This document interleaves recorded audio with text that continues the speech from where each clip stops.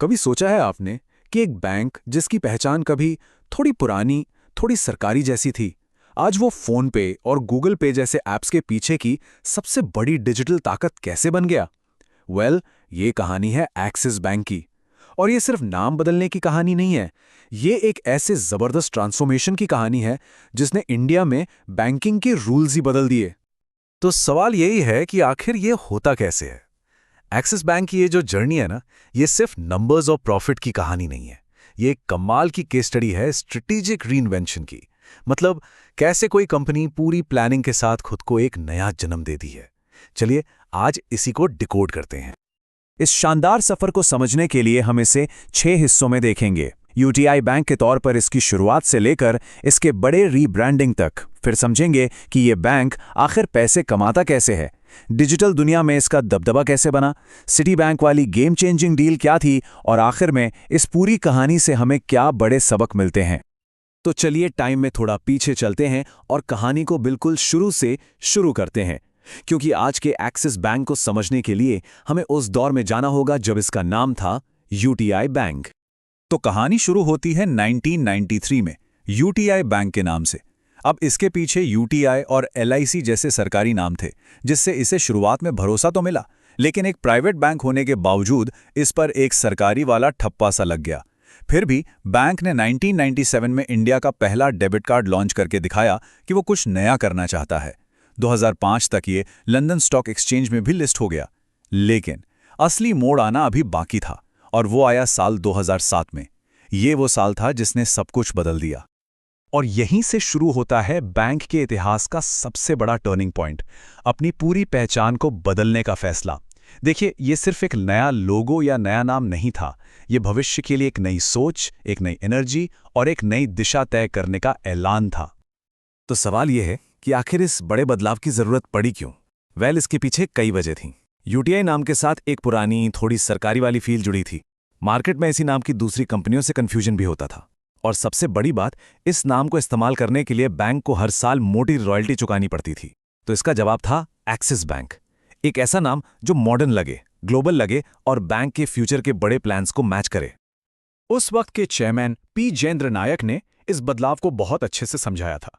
उन्होंने कहा, सुनिए, सिर्फ नाम बदल रहा है, हमारा काम करने का तरीका, हमारी सर्विस, वो सब वैसे ही रहेगी। ये कस्टमर्स का भरोसा बनाए रखने और भविष्य के लिए एक आजाद और मजबूत ब्रांड बनाने की तरफ एक बहुत ही स्मार्ट मूव था। तो चलिए अब जरा इस बैंक के इंजन को खोलकर देखते हैं। मतलब आखिर एक्सिस बैंक पैसे कमाता कैसे है, इसका पूरा बिजनेस मॉडल क्या है। देखिए, किसी भी बैंक की कमाई का जो सबसे बड़ा हिस्सा होता है उसे कहते हैं नेट इंटरेस्ट इनकम या एनआईआई। सुनने में थोड़ा टेक्निकल लगता है पर है बहुत सिंपल। इसे एक दुकानदार की तरह समझिए। दुकानदार कोई सामान 80 रुपए में खरीदता है और 100 रुपए में बेचता है, तो 20 रुपए उसका मुनाफा हुआ। बिल्कुल वैसे ही बैंक आपसे यानी डिपॉजिटर से कम ब्याज पर पैसा लेता है और उसी पैसे को ज्यादा ब्याज पर दूसरों को लोन के रूप में देता है। इस लेने और देने वाले ब्याज के बीच का जो अंतर है वही बैंक का मेन प्रॉफिट है। सिंपल। अच्छा, अब सवाल यह है कि बैंक ये लोन देता किसे है। यहाँ एक इंटरेस्टिंग चीज है, इनके टोटल लोन का करीब 60% हिस्सा रिटेल लोन है। मतलब हम और आप जैसे आम लोगों को दिए गए home loan, car loan, personal loan. बाकी का हिस्सा बड़ी कंपनियों और छोटे मझोले बिजनेसेस को जाता है। ये जो बैलेंस है ना, ये बहुत जरूरी है। इससे बैंक का रिस्क बढ़ जाता है और इकोनॉमी में अगर एक सेक्टर थोड़ा स्लो भी हो तो दूसरे से रिकवरी होती रहती है। मोटे तौर पर आप बैंक के बिजनेस को 4 हिस्सों में बांट सकते हैं। पहला, रिटेल बैंकिंग, जो सीधा हम जैसे कस्टमर से जुड़ा है। दूसरा, कॉर्पोरेट बैंकिंग, जो बड़ी बड़ी कंपनियों की फाइनेंशियल ज़रूरतों को पूरा करती है। तीसरा, एसएमई बैंकिंग, जो देश की ग्रोथ इंजन यानी छोटे और मध्यम बिजनेसेस को सपोर्ट करती है। और चौथा है ट्रेजरी, जो बैंक के खुद के फंड्स और इन्वेस्टमेंट को मैनेज करता है।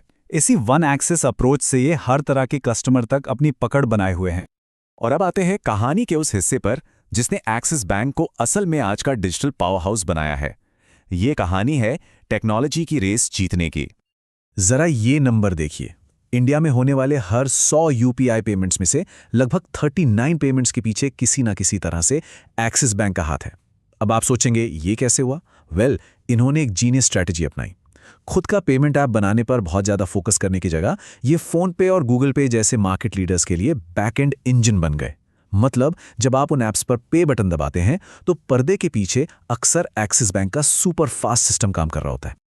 और ऐसा नहीं है कि ये सिर्फ दूसरों के लिए काम कर रहे हैं। इनकी खुद की मोबाइल ऐप एक्सिस मोबाइल भी जबरदस्त हिट है।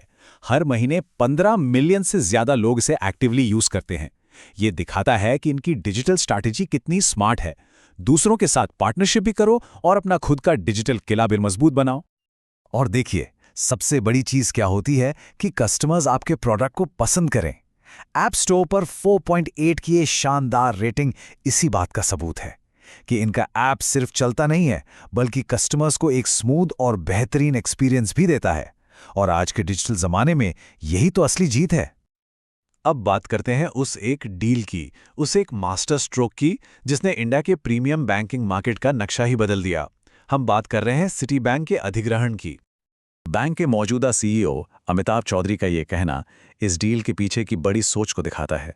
ये सिर्फ एक बिजनेस खरीदने की बात नहीं थी, ये उन कस्टमर्स की बेहतर सेवा करने की जिम्मेदारी लेने की बात थी जो क्वालिटी और प्रीमियम सर्विस की वैल्यू समझते हैं। तो इस डील से एक्सिस बैंक को मिला क्या? उन्हें एक झटके में मिल गए 2.4 मिलियन अमीर कस्टमर्स। उनका क्रेडिट कार्ड और वेल्थ मैनेजमेंट का बिजनेस रातों रात देश के टॉप प्लेयर्स में शामिल हो गया। सोचिए, जिस ग्रोथ को हासिल करने में शायद सालों लग जाते, वो उन्होंने एक ही डील में पूरी कर ली। ये प्रीमियम मार्केट पर कब्जा करने का एक सोचा समझा मास्टर स्ट्रोक था। तो ठीक है, हमने ये पूरी कहानी समझ ली, पर इस जबरदस्त सफर से हम क्या सीख सकते हैं? चलिए एक्सिस बैंक की इस जर्नी को एक सिंपल ब्लूप्रिंट में बदलते हैं जो किसी भी बिजनेस के काम आ सकता है।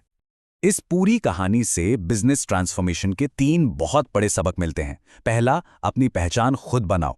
यूटीआई से एक्सिस बैंक बनना एक हिम्मत वाला फैसला था जिसने उनके बड़े इरादे साफ कर दिए।